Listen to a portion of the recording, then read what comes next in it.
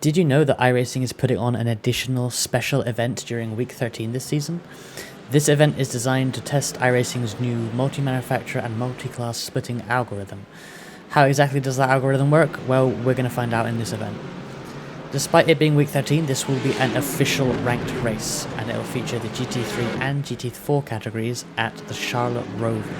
It will be a 3-hour race and open to both solo and team entries. Let's break down some of the specifics. While the 3-hour solo or team format is like the usual iRacing GT3 Endurance Series, this race will feature the GT4 roster alongside the GT3 cars, bringing the total available cars for this event to 14. GT3 and 4 is not a combination we really see in iRacing officials other than the Nürburgring Endurance Championship with several other classes as well, so it's an interesting combo. Since it's week 13 and the event will be after the new build drops, the new cars will be available to pick from. So that's the McLaren 720S GT3 Evo, assuming McLaren give their approval for it, and the new version of the BMW M4 GT4. The Roval isn't most people's first thought for a multi-class race, so consider which class you're going to pick there carefully. I think the GT4 cars might be risky because the GT3 cars are going to be doing some crazy moves, I think, with how narrow or a bit strange parts of this track can be.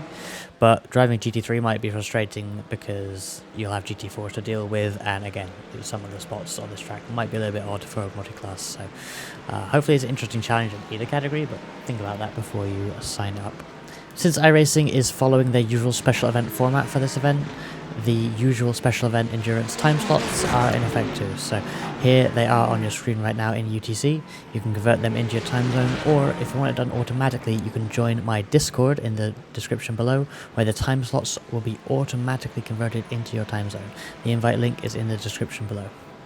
At the moment, none of these appear to be broadcast time slots. If this changes, I'll update you all in the comments below. Despite this, I think the 3rd and 4th time slots are probably going to be the most attended time slots, as they usually are. I'll be doing time slot number 4 myself with DD50. Maybe see you out on track, or I'll be streaming it here on YouTube and on my Twitch as well. Maybe see you there. The race should follow how signups work for other endurance special events on iRacing, so that means you'll have a full hour before your time slot to register instead of the usual 30 minutes for officials, and you'll have to select all the drivers who want to race when you sign up your team. And remember, the minimum number of drivers is just 1. You will not get DQ'd for just 1 driver.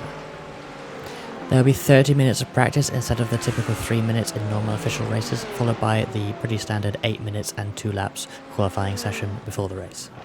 Now, this is a big difference that I was surprised to see. One unique aspect of this event is that it's actually a fixed setup race. All GT3 cars will use their respective high downforce endurance setup in the iRacing setups folder, and the GT4 cars will use the endurance setup. As for weather, unfortunately we don't know the exact time of day or the weather forecast because the series is not in the UI yet. However, by the time you're watching this, it may be there, so you can check that yourself.